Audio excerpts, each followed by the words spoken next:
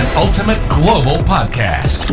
Hello, and welcome to our special weekly podcast on trending international and social affairs. You're listening to Saurabh Kora and George Mavros from Sydney. A very good evening to everyone to the Ultimate Global Podcast special episode on global affairs and people's stories. And today we are talking about a topic which I guess is a relevant topic to all the organizations and anybody who is working in different organizations, different companies around the world want to know what's the importance of a strong leadership, what's the importance of having effective teams.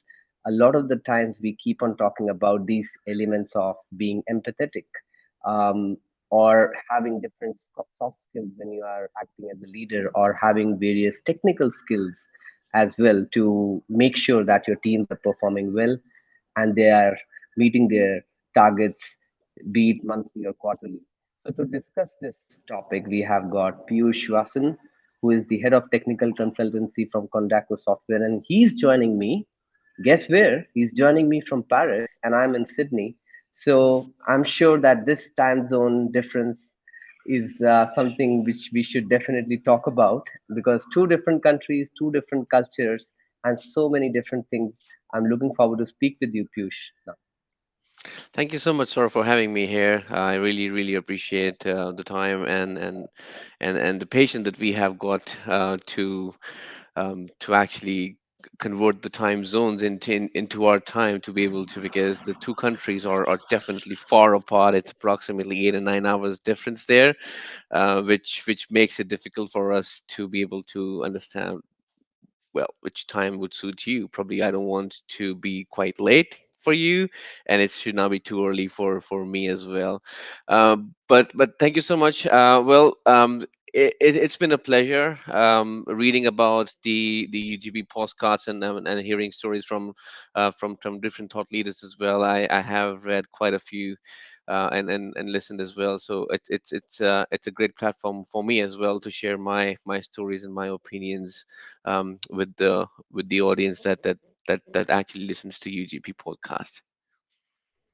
Absolutely, Piyush, and that's why I thought of calling you because I think that you have a lot of experience in the industry, and you can bring in those key insights, which especially me as a young person would love to know. And there are so many people who might have just entered into the industry, might want to become future managers or future leaders, or who are currently a manager or leader in their company and want to know some insights from other person. So, what do you have to say? What are the key elements of a strong leadership to begin with, according to you? Well, I think the first thing that being a leader is to be kind to your people. I mean, you're a leader; people look up to you, and you have to be kind to them. You have to be empathetic, as you've mentioned at the first thing on on this podcast. That being empathetic is one thing. So leader are usually are kind as possible they can be. I mean.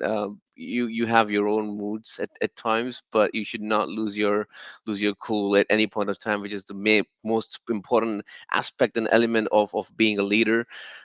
You can't be rude to people. I mean, people, as I've mentioned, people look up to you and they want to follow you, and they would follow your steps again. And if you are plan to upbring people's skills, or probably you plan to make a few leaders, uh, you have to make them realize that kindness is one thing that go long way. I mean, even if you're probably in one company and you move in a different company altogether, people would still want to follow you.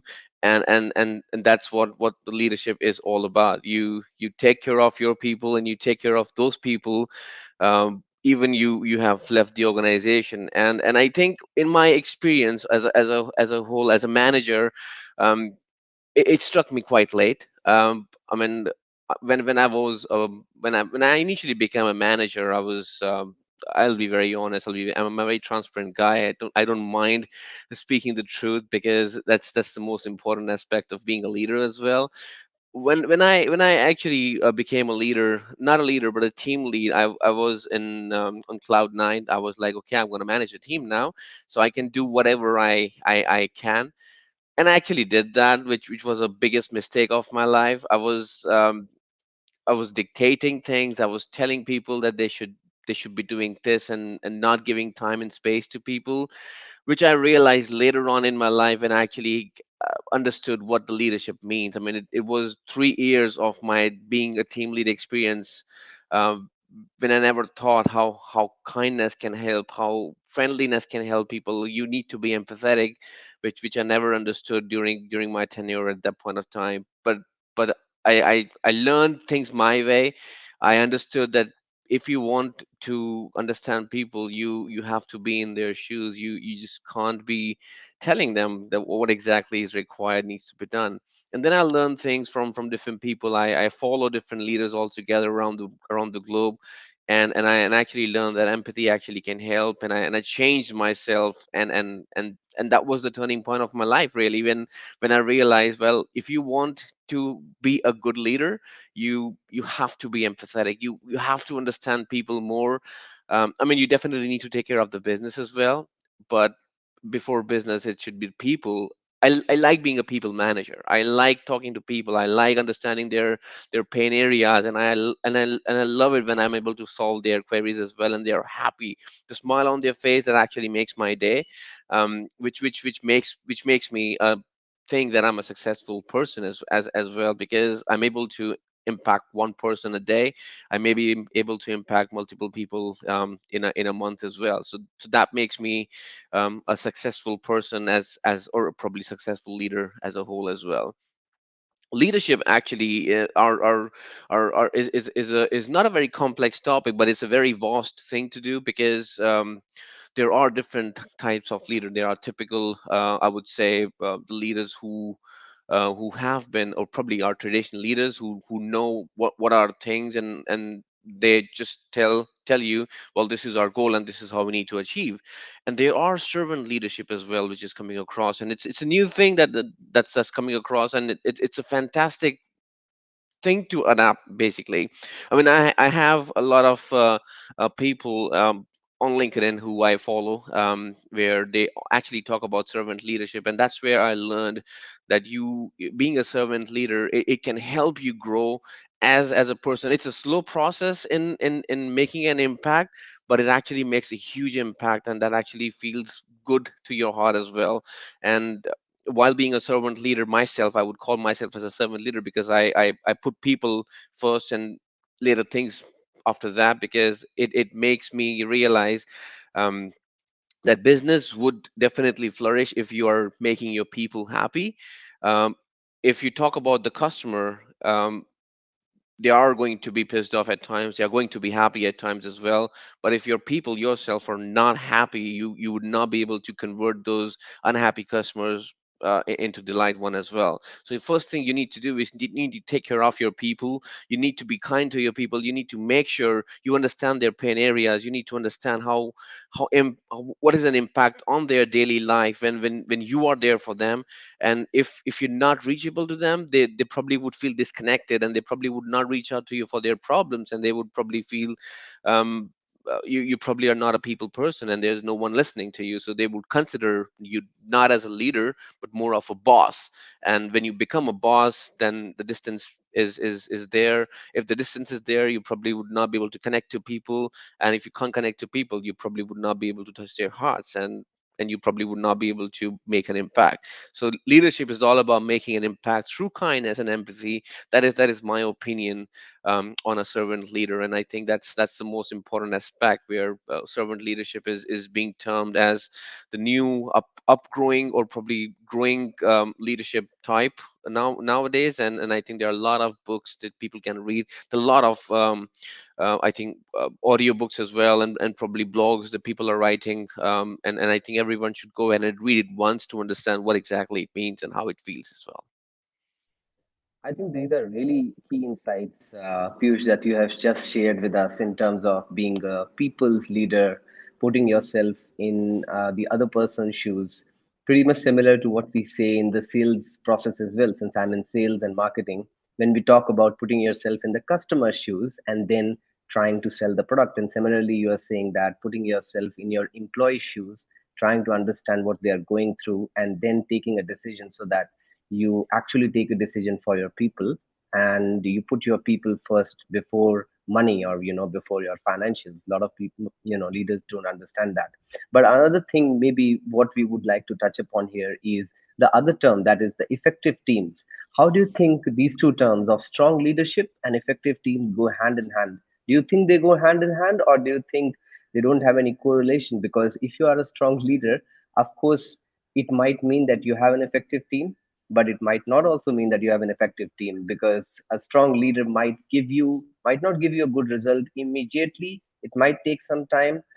As we say in a lot of startups as well, in a lot of other places as well, we have strong leaders, but sometimes the teams are not that effective. They're not producing good results. So how do you see the correlation between strong leadership and effective teams? It absolutely is correlated to each other. Why I'm saying that, because a strong leader has a vision, has a goal, and that vision and goal has to be imparted into the teams. He should be able to tell the teams that what exactly we need as a team, and not as a leader. So you are part of a team. Basically, you're not, if you're being a leader, if you're not considering yourself as part of team, then there's no real effectiveness within the team as well. So you have to motivate the team members. You have to let them have that space. You need to let them have that mindset, that what exactly why what is the work, what are you going to achieve here. So if you tell them clearly the roles and responsibilities, I think people can actually um, be as effective as they can be. I mean, people usually say that I'm doing 100% of my work, but they're not putting in 100% effort at all, because they're putting 50% of it, because they're not even sure why exactly he's doing that or she's doing that kind of a job. When they should understand the reality that, okay, well, we as a team has one goal to achieve, so they should be a teamwork.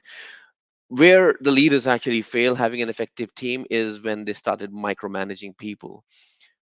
That is the worst thing that can happen. I mean, as a startup company, or in a startup company, everyone understands their roles and responsibilities. Everyone understands that, okay, well, this is your part of the job. You have to deliver it, because no one really has time to look into your day, how exactly you're delivering it. So that's a positive state of the startup, and also in a negative aspect as well, because you can't spend more time. So there has to be kind of a balance with the leader and also the team as well.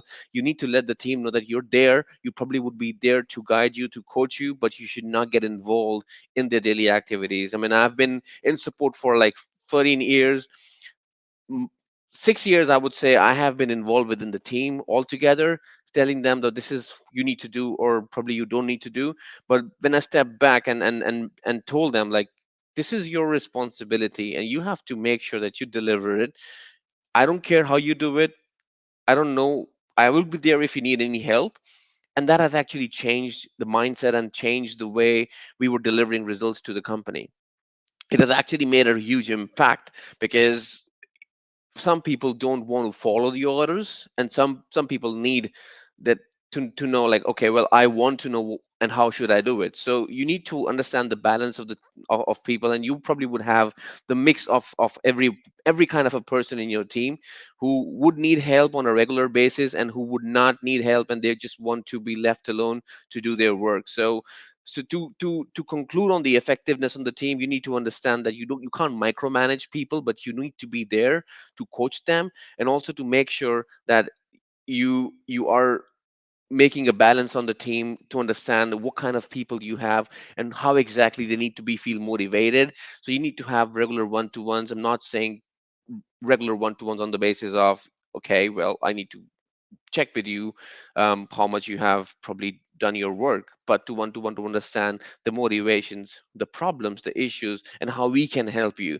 So the question that comes out at the last, where a leader asks their employees, how can I help you to achieve the goal, it actually makes an impact, and you need to hit the right chord with your people, basically. So again, it comes out to be the servant leadership, which I will talk about again.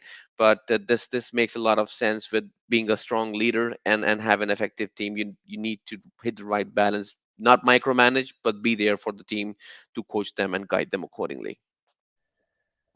Again, I think you have touched based upon some really good insights, as I just told before as well. So, in addition to empathy, you talked about having a clear vision, you talked about defining accountability, you talked about clearly defining the roles and responsibilities for your team members, for your managers, so that they know what they are doing.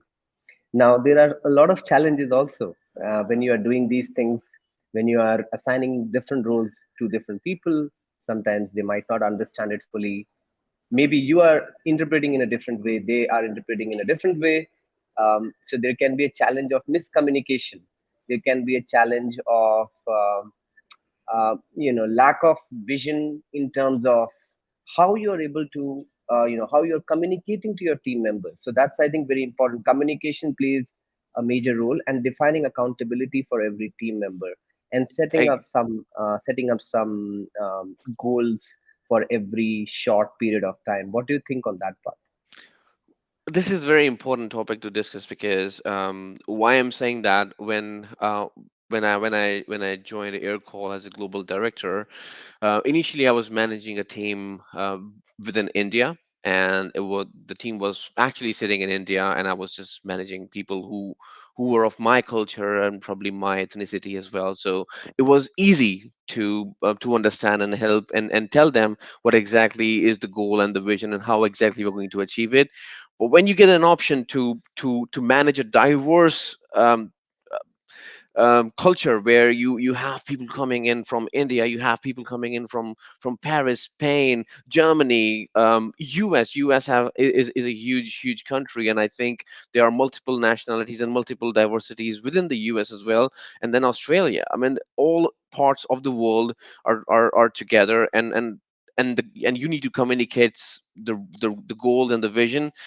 It was a challenging part for me because I could not really understand at first how would I go about giving directions, how would I go about telling them that I probably need your help, because every culture takes or probably understands things at their own way. They perceives the picture differently as well at times, and at times you need to communicate um, not in a diplomatic way, but in a way that no one should get hurt.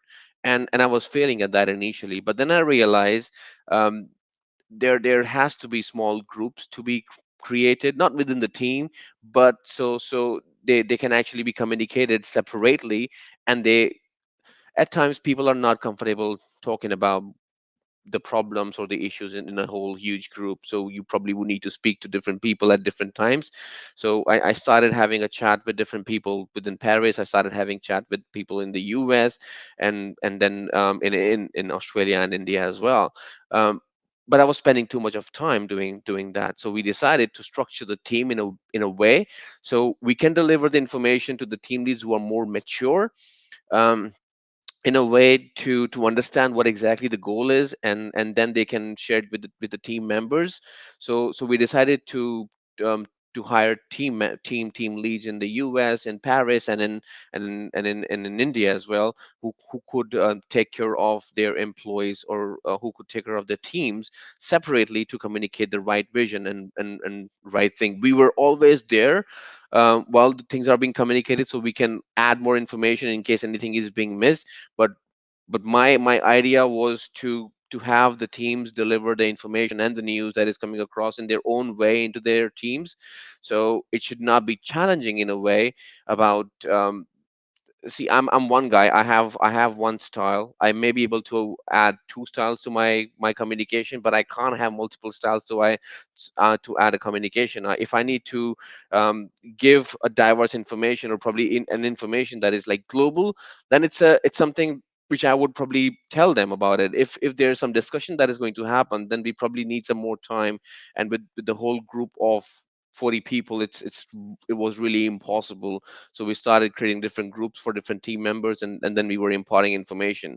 The clear information was being imparted through the clear information is when we say the communication needs to be very clear.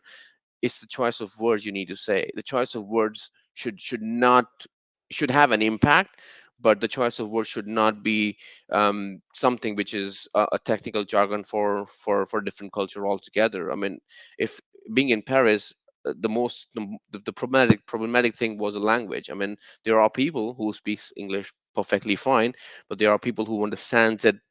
I mean, not great, but yeah, I mean, they were not very comfortable in speaking in English as well. So I don't speak the language, so that was the communication gap was there as well. So that's why we decided to have multiple layers and then middle management in between to help the team, to grow the team further as well. I mean, the communication was definitely something that we want to, and I'm still learning how effective communication can help the teams, and to impart the goals and responsibilities. But documentation is something which is very important. So if you're not a great communicator over a call, or being kind of a stand-up guy over there, I think then you probably need to be one guy who can document things on a paper, or probably on a web page, and share it with the team, and they can come back to you for any questions and answers later on as well. That's a tip basically for the leaders. I mean, documentation is something which I've learned the hard way, which is very important. But I think it's super important to have the documentation of everything that you do, that you everything that you probably want to achieve, and of course the goals and responsibilities that we talked about is as important as it could be. Yeah, I think those are really critical points to talk about, especially the documentation part, and also the part that you said that how important it is for people to work in diverse teams. You know, there are a lot of challenges when you're working in diverse teams, and people are from different languages, different countries, different backgrounds. They might not understand your language, you might not understand their language, or there might be difference in your accents. But that's how you learn. That's Yeah. how you come out of your comfort zone as well. So when we are back in India, when we are back in our home country, we are just used to our kind of people. And the Yes. moment we come out, we kind of come out of our comfort zone, because now we have to maybe learn a new language, maybe increase our skill set so that we can match with others. So that's kind of also making us learn new things as well. So Exactly. before we end this session, Piyush, one of the things that I'm sure definitely everyone who is listening to this will want to take away from is, what are some of the top traits that a strong leader should have? We have talked about a lot of them, but if you can, list 3 or 4 top traits for a strong leader, and also anybody who might be joining as an employee in any organization, how can he or she become an effective team player so that they are contributing towards building an effective team and contributing towards, the end goal for that particular team, be it an engineering team or a marketing team or a sales team. Right. I mean, as a leader, I've always looked upon people who are my seniors in around the world, and not in a single company. But I think a leader is the one who actually drives the culture. The culture is the most important aspect for anyone as a new employee, or probably an employee who's joining. So the comfortable zone that the employee should be in, they should be, they can only achieve it through kindness. I think the empathy is the most important one within the leadership, that actually can help the team. It can help the team members, can help anyone around in the world as well. And kindness never kills. I mean, it never hurts anyone as well. So two most important characteristics I would say should be, should have the kindness and the empathy. Strong vision is also as important as it can get as well, because without a vision, a leader is probably a team player. I mean, a team player is definitely one of the aspects, but they should have a strong vision. They should have a goal. That they need to show it to the team what exactly what it looks like to be in a different shoes altogether. But I think these three things would combine together and make a strong leader.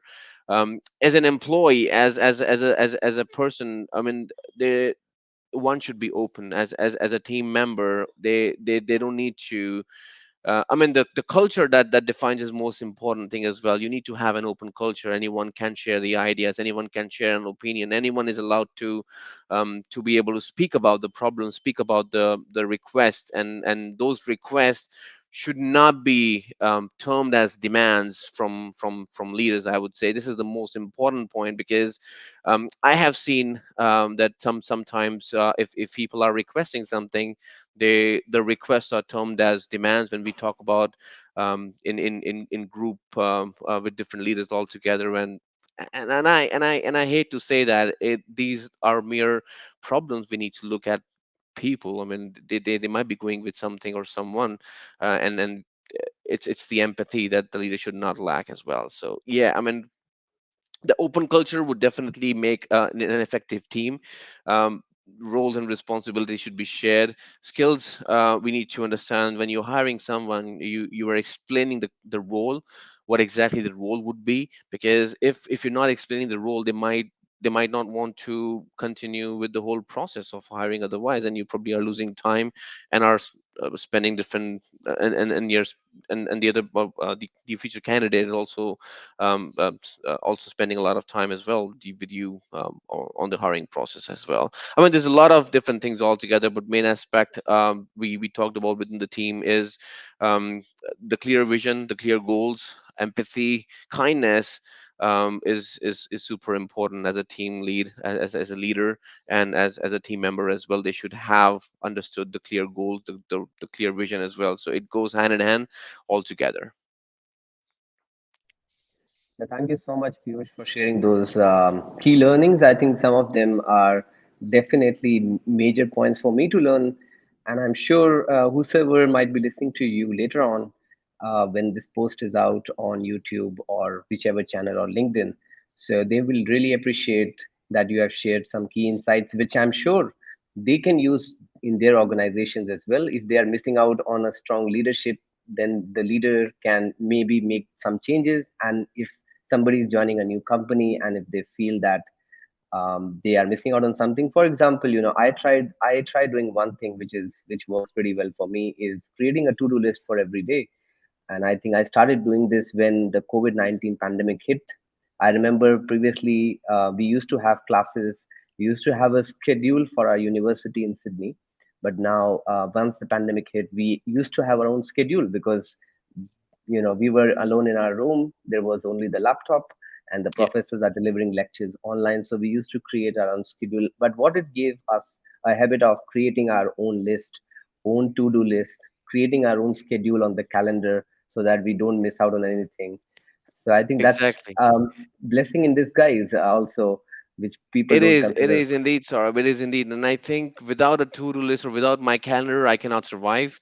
Even if it's a Saturday or a Sunday, my morning for 30 minutes is like, okay, you have to know what exactly you're going to do the whole day. I mean, sitting idle is something I can't do. Just sit idle and probably scroll things. I have to keep thinking about different things altogether. I'm quite active on LinkedIn as well, as you see. But what I do is I actually put the times.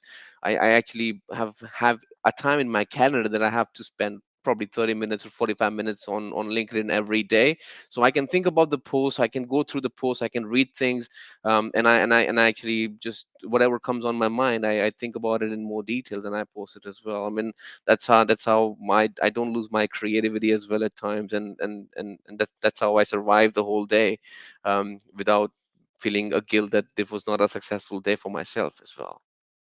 Absolutely, and you have shared another tip with the people to make the to-do list, and also spend 30 minutes early on in the morning to see how the day looks like and what they have to do. By the way, are there any top books that you are currently reading which really motivate you to do better? Yeah, I mean, I'm not an avid reader. I often prefer reading blogs and probably the HBR that we have, Harvard Business Reviews, and recently I've started picking up a couple of books. I mean, there's one book I want to give a shout out to Ankur Warikoo. It's Do Epic Shit. It's an amazing book. I can't go anywhere without that book. I have that book every day in my hand, and I think it's the most important thing that I mean, that's the most um, possible thing that I could just started reading about this book. It doesn't have anything specifics. It's just that the way he has promoted the book is like it's a book cricket. If you played book cricket in your childhood, like you open a page and you probably read the number on the top left side corner and then add that number, just like that. You open the book, you just read one page. Every page has a different story altogether. Every page has a different uh, thought. Every page has a different experience that he has mentioned, so it's an amazing book probably to go with, and I must say that buying that book would not be regretful for anyone as well, if anyone is thought of reading any book there as well. So that's one book. I've had a couple of books as well. but I haven't read them yet. So once I'll probably read, I'll probably give more reviews and share it with you, so you can add them onto your lists as well. Perfect, perfect. Thank you so much, Piyush, for your participation in today's podcast. And Yeah, I hope to see you maybe another time on a different topic and to guide our audience in a different way. Thank you so definitely. much. Thank you, Saurabh. Thank you for having me at UGP. Have a good day.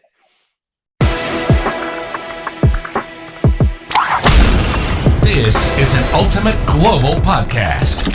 Hello, and welcome to our special weekly podcast on trending international and social affairs. You're listening to Saurabh Kora and George Mavros from Sydney.